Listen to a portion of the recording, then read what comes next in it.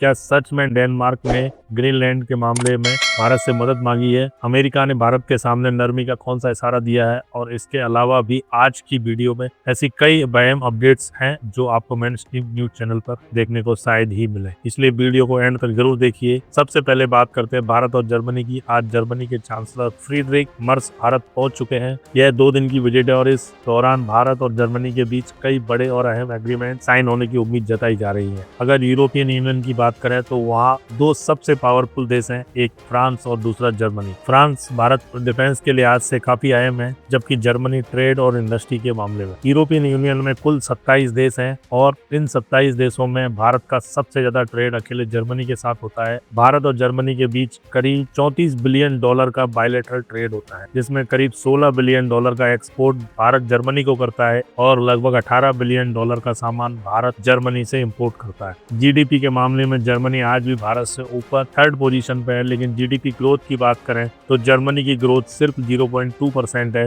जबकि भारत की ग्रोथ करीब 8% के आसपास है। यही वजह है कि जर्मनी भारत के साथ अपने ट्रेड रिलेशंस को और मजबूत करके इसे $100 बिलियन तक ले जाना चाहता है। अब यहाँ पर डेनमार्क ग्रीनलैंड सिचुएशन की वजह से यह विजिट और भी ज्यादा इम्पोर्टेंट हो जाती है। अब देखना यह होगा कि भारत और जर्मनी की ज्वाइंट स्टेटमेंट में ग्रीनलैंड और डेनमार्क के मसले पर कोई संकेत दिया जाता है या नहीं। हम इस विजिट को बहुत क्लोजली कवर करेंगे, इसलिए अगर आपने अभी तक हमारे चैनल आरके न्यूज स्टूडियो को सब्सक्राइब नहीं किया है तो जरूर कर लीजिएगा। अब चलते हैं भारत और अमेरिका की स्ट्रेटेजिक ट्रेड टॉक्स पर। न्यूज निकल कर आ रही है कि अमेरिका ने क्रिटिकल मिनरल्स को लेकर मिनिस्ट्री लेवल से बातचीत शुरू की है। इस मीटिंग में अमेरिका ने G7 देशों के अलावा कुछ खास पार्टनर्स को भी इन्वाइट किया है। हालांकि भारत G7 का हिस्सा नहीं है, लेकिन इसके बावजूद अमेरिका ने भारत को एक स्पेशल इन्विटेशन भेजा है। भारत की तरफ से IT minister Ashwini Vaishnaw America भेजे गए हैं और वह वाशिंगटन पहुंच चुके हैं। इस मीटिंग का मकसद साफ है, आज दुनिया से रेयर अर्थ और क्रिटिकल मिनरल्स की 80 से 90% सप्लाई सीधे या परोक्ष रूप से चीन के कंट्रोल में है और चीन इन्हें अब हथियार की तरह इस्तेमाल कर रहा है, कभी सप्लाई रोककर, कभी लिमिट लगाकर। अमेरिका चाहता है कि चीन पर डिपेंडेंसी कम की जाए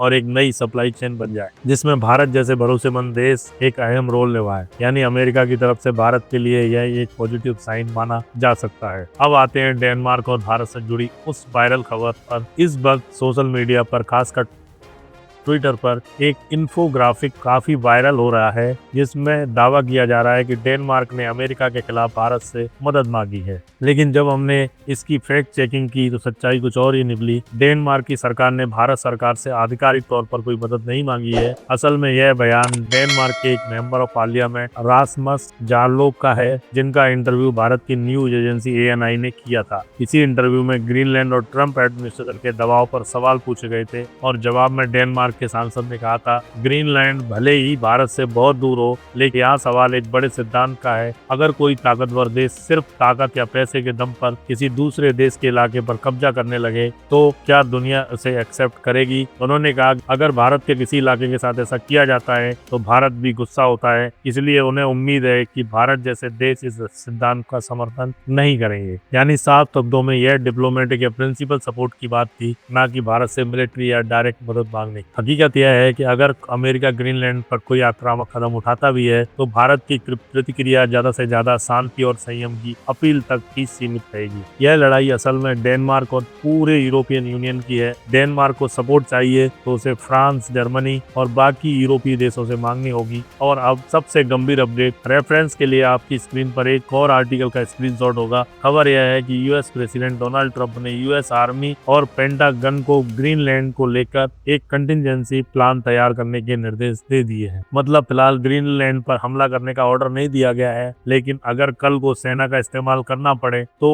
उसके लिए पूरी प्लानिंग पहले से तैयार रखी जाएगी। इस प्लान में यह तय किया जाएगा कि ग्रीनलैंड को चारों तरफ से कैसे घेरा जाएगा, एयर स्पेस कैसे ब्लॉक होगा, कौन कौन से एयरपोर्ट, पोर्ट, कम्युनिकेशन हब्स और सरकारी बिल्डिंग्स पहले कंट्रोल में ली जाएंगी। यूएस आर्मी, नेवी, एयरफोर्स और स्पेशल फोर्सेस सभी की ज्वाइंट असेसमेंट होंगी। इसके बाद यह प्लान नेशनल सिक्योरिटी काउंसिल से होते हुए डोनाल्ड ट्रंप के सामने रखा जाएगा और फिर आखिरी फैसला डोनाल्ड ट्रंप लेंगे सैन्य का इस्तेमाल करना है या नहीं। अब सवाल आपसे, क्या आपको लगता है कि डोनाल्ड ट्रंप सच में ग्रीनलैंड के लिए मिलिट्री ऑप्शन इस्तेमाल करेंगे, हाँ या नहीं? नीचे कमेंट में अपनी राय जरूर बताइए। अब चलते हैं नेक्स्ट अपडेट पर, नोबेल पीस प्राइज विनर को लेकर। और ये मामला जितना अजीब है उतना ही पॉलिटिक्स से भरा हुआ भी है। दरअसल डोनाल्ड ट्रंप एडमिनिस्ट्रेशन ने निकोलस मादुरो को किडनैप करने के बाद भी वेनेजुएला में कोई बड़ा गवर्नमेंट चेंज नहीं कराया। मादुरो की पार्टी अब भी सत्ता में है और वहाँ की वाइस प्रेसिडेंट एक्टिंग प्रेसिडेंट बन चुकी है। लेकिन वेनेजुएला की अपोजिट लीडर कोरिना माचादो, जिन्हें नोबेल पीस प्राइज मिला था, उन्हें उम्मीद थी कि मादुरो को हटाने के बाद या तो अमेरिका उन्हें वेनेजुएला का प्रेसिडेंट बनाएगा या फिर कम से कम ट्रांजिशन गवर्नमेंट की कमान देगा। अगर इतना भी नहीं तो कम से कम वेनेजुएला में